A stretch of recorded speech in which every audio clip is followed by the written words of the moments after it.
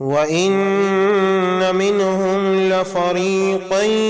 يَلْوُونَ أَلْسِنَتَهُمْ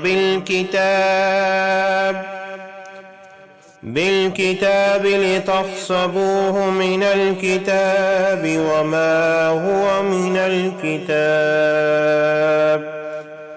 ويقولون هو من عند الله وما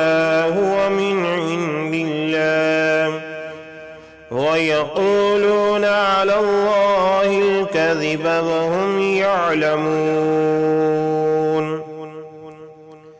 اور بے شک ان میں ایک گروہ ایسا بھی ہے جو کتاب پڑھتے ہوئے اپنی زبانوں کو مروڑ لیتے ہیں تاکہ تم ان کی الٹ پھیر کو بھی کتاب کا حصہ سمجھو، حالانکہ وہ کتاب میں سے نہیں ہے، اور کہتے ہیں یہ سب اللہ کی طرف سے ہے، اور وہ ہرگز اللہ کی طرف سے نہیں ہے،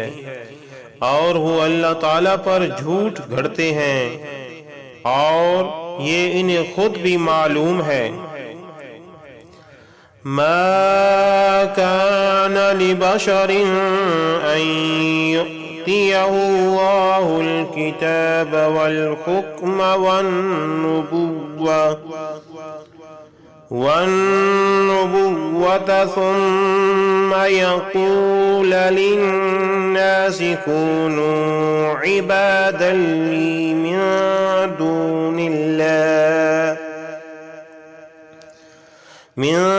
دون الله ولكن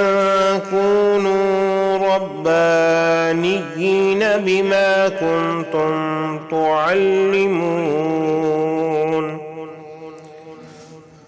تعلمون الكتاب وبما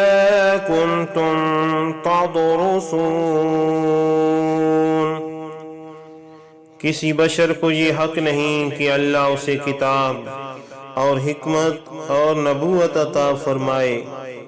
پھر وہ لوگوں سے یہ کہنے لگے کہ تم اللہ کو چھوڑ کر میرے بندے بن جاؤ، بلکہ وہ تو یہ کہے گا تم اللہ والے بن جاؤ،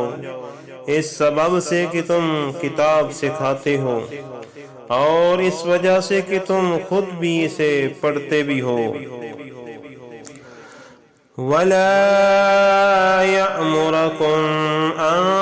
تَتَّخِذُوا الْمَلَائِكَةَ وَالنَّبِيِّينَ أَرْبَابًا أَيَأْمُرُكُمْ بِالْكُفْرِ بَعْدَ إِذْ أَنْتُمْ مُسْلِمُونَ۔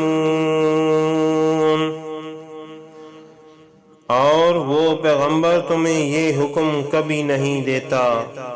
کہ تم فرشتوں اور پیغمبروں کو رب بنا لو، کیا وہ تمہارے مسلمان ہو جانے کے بعد اب تمہیں کفر کا حکم دے گا؟